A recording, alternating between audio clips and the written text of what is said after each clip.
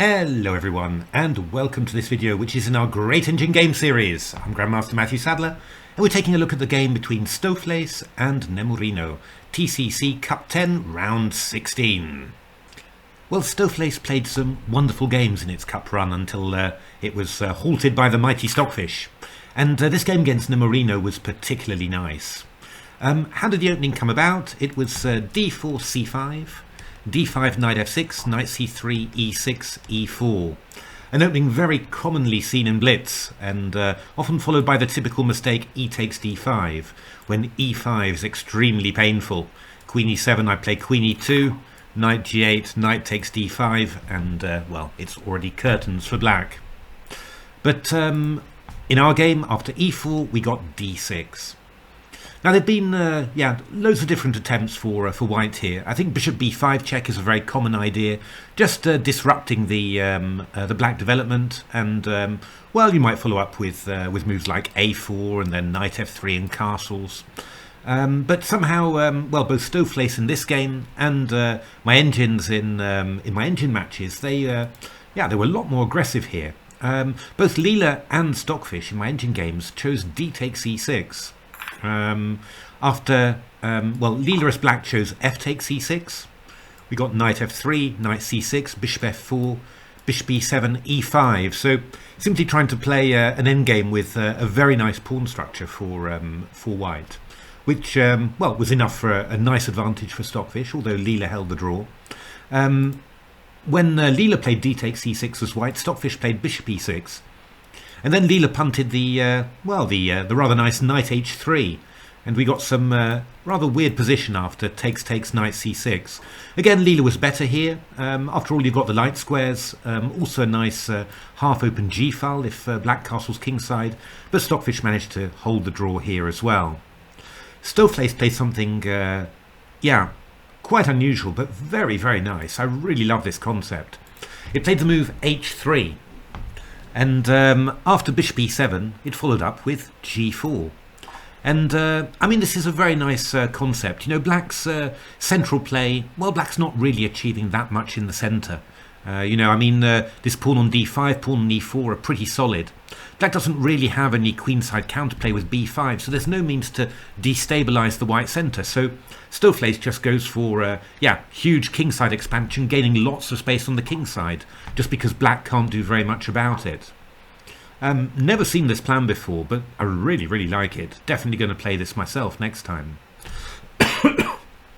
So how does black react? Now, what you noticed in the games that I ran between Stockfish and Leela, what you saw was that both Stockfish and Leela were really aware of the danger of just getting squashed completely.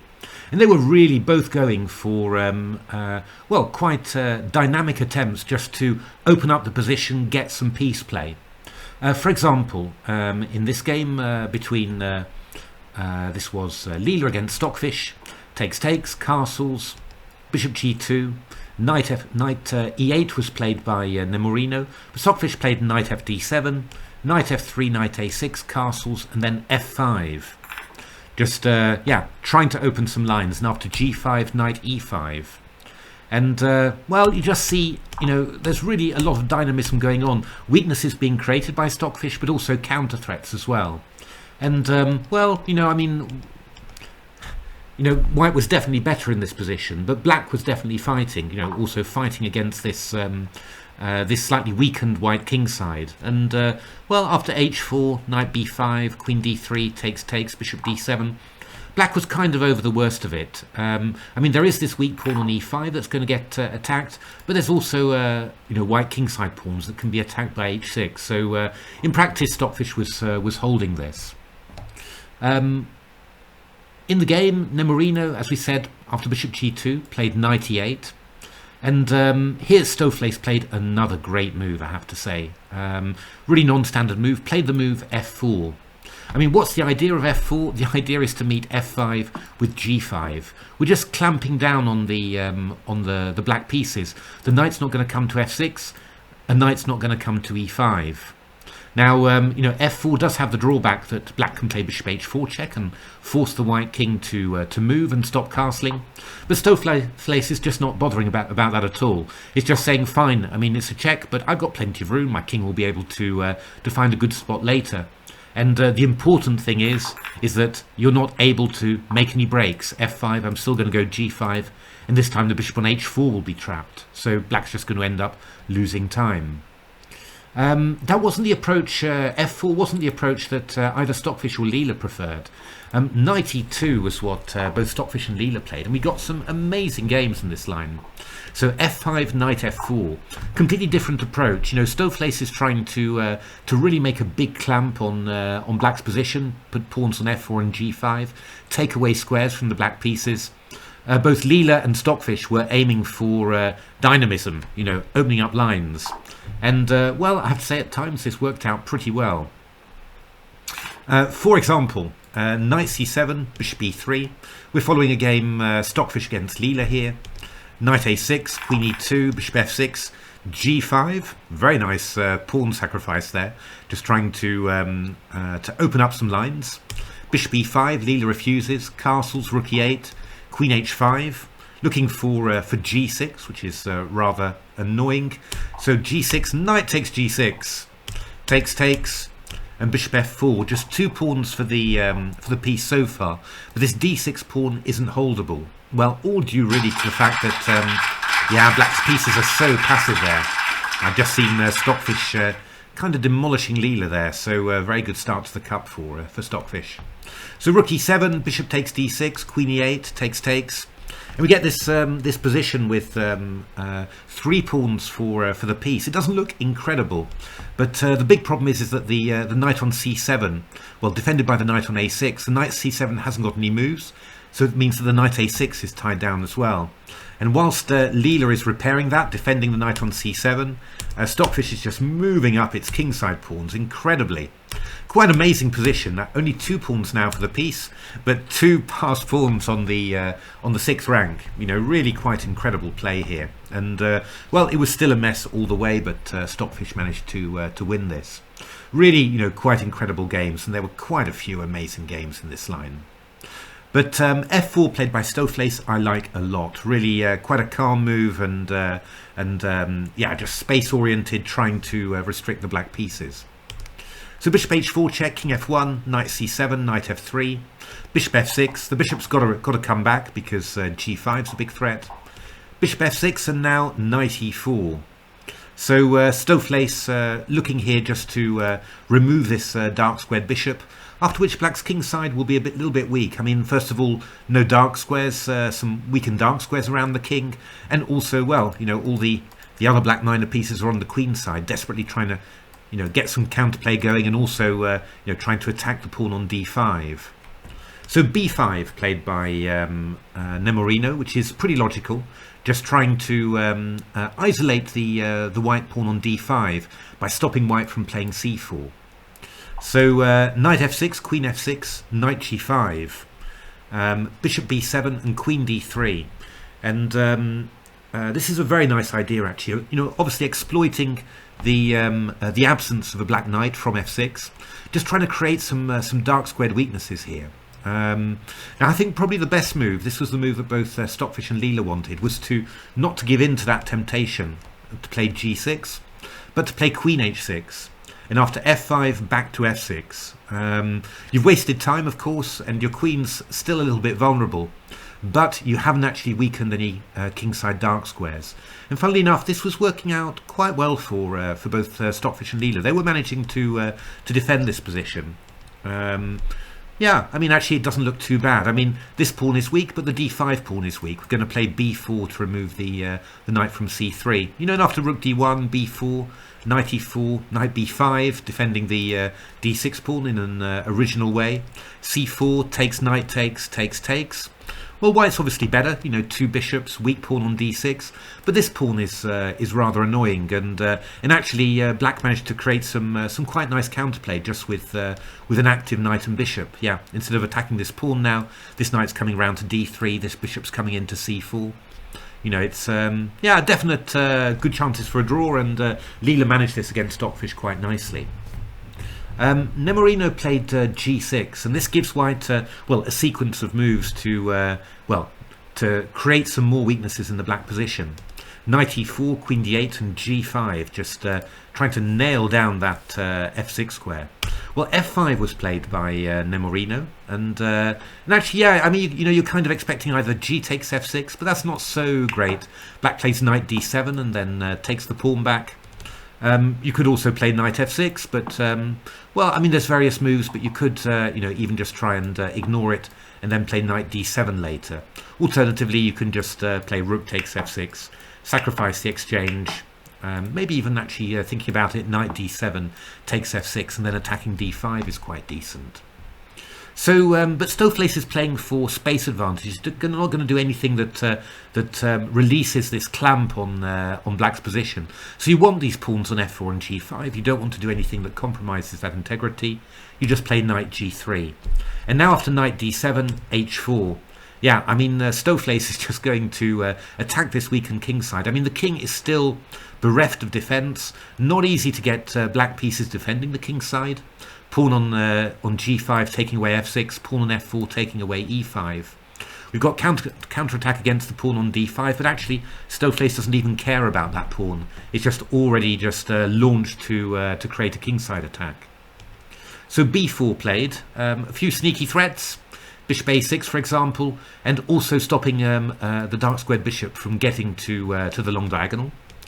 King f2, just getting out of that threat. And here, it's around here really that things start going really, really wrong for black. At this stage, Stockfish can still manage to defend it. It was playing a great idea here, actually. So h5, g takes h6, knight f6. Well, you see what it's done here. It's given up this pawn, but it's got a knight over to f6. So some defense is coming to the king side. And of course, you know, whilst you're defending the king side like this, you're also attacking the pawn on d5.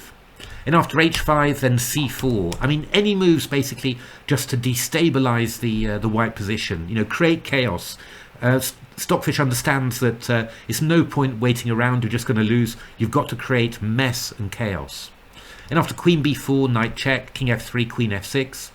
Well, you can see how sharp things have become. You know, it's still queen a4, bishop d7. You know, the white king now is in just as big a danger as black's. King e2, rook c8, king f1. Some fancy footwork there from Leela. Queen g6, rook h5, king h7. And, well, you know, white is still better. But, you know, when an engine is playing it, I mean, if I had this in a game, I just wouldn't know what to think. You know, but because the white king is also, you know, quite vulnerable. But in principle here, you know, Stockfish was managing to draw this against Leela in a couple of games. I mean, Leela was also trying to yeah, create a mess as well, although it was less successful than Stockfish. Leela was playing c4, again, takes rook c8, you know, giving away a pawn, opening up lines, hoping to come in, and Leela was playing this great idea, knight e5, d f4. You know, with the idea of bishop f4, we've got this move, maybe knight d5, maybe knight e6 simply, hitting the bishop on f4, you know, opening up a line of attack on the queen. Well, Stockfish was holding on basically, and it was actually winning most of these games. But you know, there was a lot of counterplay. You know, it really was not obvious. I mean, basically, Stockfish was having to do an amazing job just to you know, to keep afloat. But yeah, it was always managing to do that and winning on material in the end. But you see, you know, again that the real, you know, the difference between, you know, those top three engines and slightly lesser engines, just really that understanding of, yeah, I can't stay still, I've got to create a mess. And, well, we've noticed it many times, and this was, you know, yet another example. Nemo played queen e7, a lot calmer, bishop d2, knight b6 and h5. And, yeah, I mean, actually, Stoofvlees doesn't care at all about this pawn. It's just coming in with hg, rook h6, rook h1, and then something will give. So queen g7 was played, takes, rook h6, c4. This was Nemorino's plan, actually, just to play c4. Queen g7 stops queen d4. So the queen actually has to retreat, and that slows down white's attack a little bit, because this rook doesn't get to h1 now. However, yeah, black doesn't really have, you know, much pressure against the white position. So rook e8, c3. stopping any chance of queen takes b2, and of course bc3, bishop takes c3 is an absolute no-no for black. Rook f7 and now bishop f3, a very calm move from Stoofvlees. But what's the idea? Well, we're just opening up the line for the queen and the rook to come in. So the move looks calm, but yeah, the consequences are not particularly. And you know, I mean, also we've even got stuff like ideas like bishop h5 and then, you know, knight h5 after. So every single move that white plays is just adding to the attack. And again, you know, black's never managed to get any sort of proper defense of the kingside, just defending with some with some major pieces that well, should be doing much else, but not defending passively like that. So bishop takes d5 was played by Nemo, queen g2, nice and calm, no need for anything incredible. After bishop takes f3, queen takes f3, well, the white queen now has got scope. I mean, losing that pawn on d5 is completely unimportant. The queen's now got scope to invade.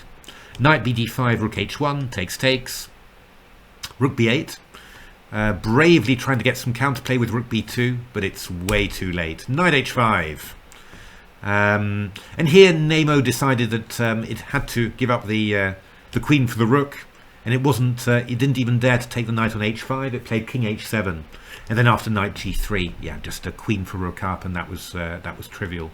I mean, after knight h5, g takes h5, queen h5, we're just threatening rook h8. So rook f8, rook h8, king e7, rook b8, and well, you know, just wait for the next bit of material to fall.